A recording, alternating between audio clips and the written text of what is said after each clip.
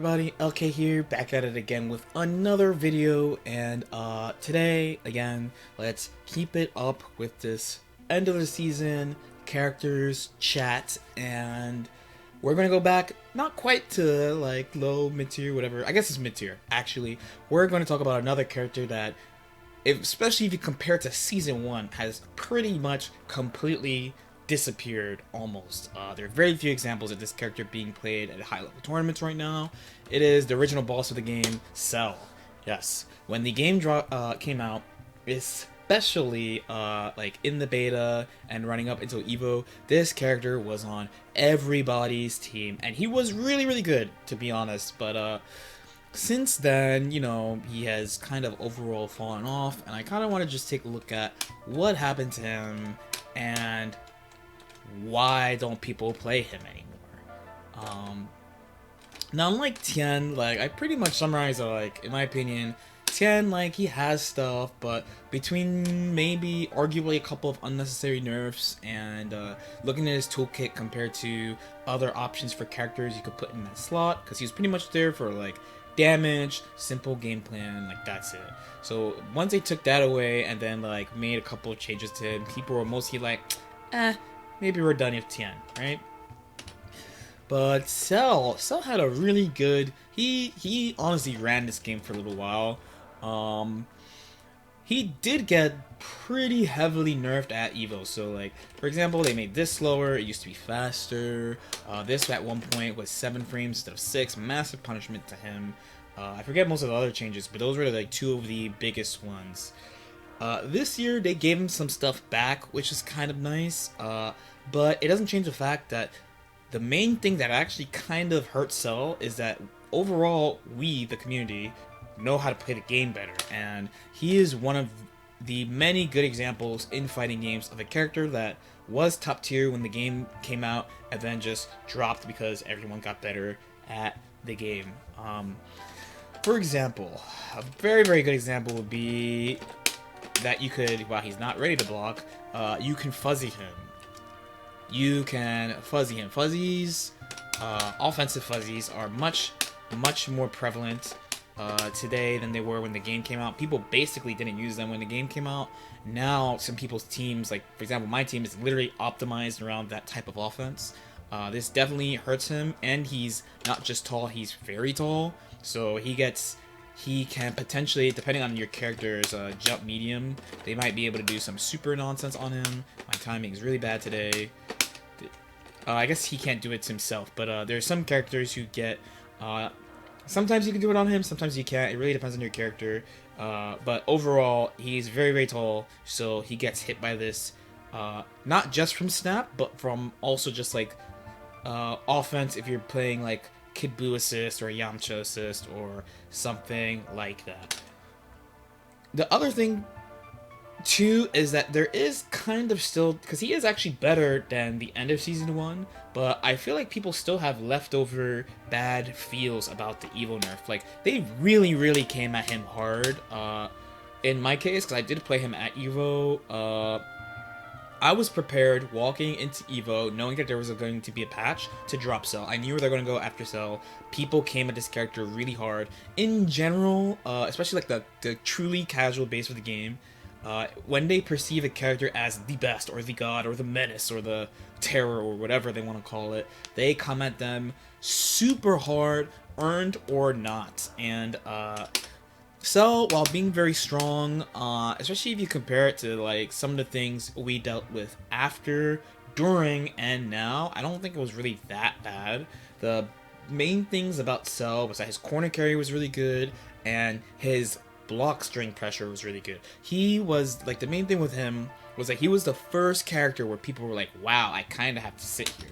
Because he has really big buttons, he could pressure you from really far away, and you can't, like, counterattack very easily against him. This is a very, very good example. He has good anti-air. He's like the first character of good anti-airs. Perfect attack assist, amazing.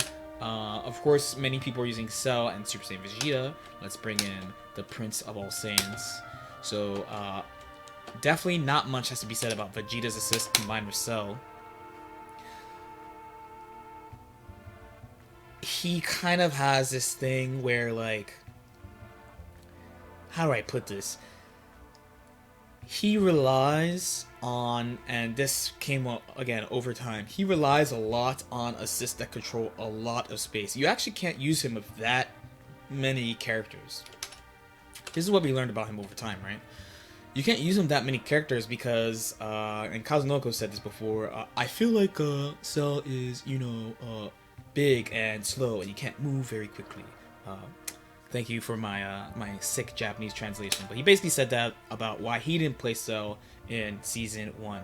And it is kind of true. Like, Cell doesn't have a normal key blast, like, it doesn't reach full screen, and he doesn't have an air key blast. His main full screen tools are beams, and you can't whiff beams. So if you don't have assists that control space, and this is why Cell Super Saiyan Vegeta was so popular, he can't really do anything. And this was the big flaw I felt last year coming out of Summit. I was playing Kid Buu, Cell, Android 16, which people were like, at that time, they're like, wow, okay, that team's broken. But the more I played, especially when Kid Buu died, I kept thinking, how do I win neutral Cell without a full screen assist? Like, how do you do it? How do you do it? The answer is, he can't do it. He can't do it. That's probably like the big weakness. The way people kind of play neutral today, you could technically pick him. Like, his assist is better than last year. It's easier to confirm off of. Great angle, great 45-degree angle. So, like, when you jump in on people, for example, you can call it. People can't hit him. People tend to use beams, so, like, he has the full screen control he needs.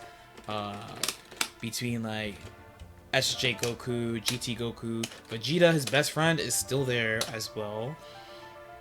But overall, in his case, so while he has things, for sure has things that benefit him. You know, most people say, it's a pretty common misconception in Dragon Ball, but most people say in Dragon Ball that, oh, you know, if you're tall, like, none of the tall characters get enough for being tall. Like, they should get, like, extra life or something because they get fuzzy, right? But as you know, if you watch this channel, most of the tall characters actually do have special things for being tall. And in Cell's case, it's definitely, first of all, he literally has extra normals. So he has this and this. Remember, 6C was the big original threat. This is another thing that was nerfed about him back in the day. He has really good anti-airs, perfect attack hits really high, medium perfect attack side swaps, EX perfect attack is a frame 1 head invincible move that makes him disappear, so you can use it for all types of tricks and sets up mix-ups, stuff like that, puts him in the corner. He has like all types of things like that going for him. Despite him not having a normal key blast, his JS does have special properties and jails him to vanish, and you also have like the 2S kind of lunge that it kind of leans into why he needs full screen assist, because since he can't do this, you basically have to use either this with assist or like try to will your way in with a good neutral assist or something so he can run his pressure game plan, because he's super good at getting assists back because he has so many normals. I think it is good. It's definitely unique to him. It's definitely a debate whether or not it's enough because of what he has to take. At this point in the game, of course, we have like things like Universal Fuzzy in the game. Most people are running Kid Buu and something, or something in Kid Buu. So even if, like, let's say you're playing a team against a team that doesn't have tall characters, like if you are playing something in Kid Buu, you're going to 50-50 them anyway. So what's the difference between like doing like this into a rising normal and calling Kid Buu and landing and doing a low, or air dashing and doing a high? Like, is that really like something? So despite me feeling like pretty good about him as a character, like after Evo, they definitely dumped him after Evo, but now like he's in the pretty good spot. It's definitely a combination of like people definitely are trying to win, play the absolute strongest things in the World Tour Finals, and you kind of have to play him with specific characters to maximize him. And to kind of show that off, it would probably be best to look at like Fenrich's team, because he's playing GT and SSJ Vegeta with Cell, which really emphasizes like he understands, he's the best Cell player, he understands that Cell can't play standard Dragon Ball neutral, so he needs help controlling the screen so he could do the things that are really like unique to him. His unique 2S, get in, run the pressure that he could do, good uses of anti-air, and stay in there. Okay, cool. Let me know if you have any questions about that.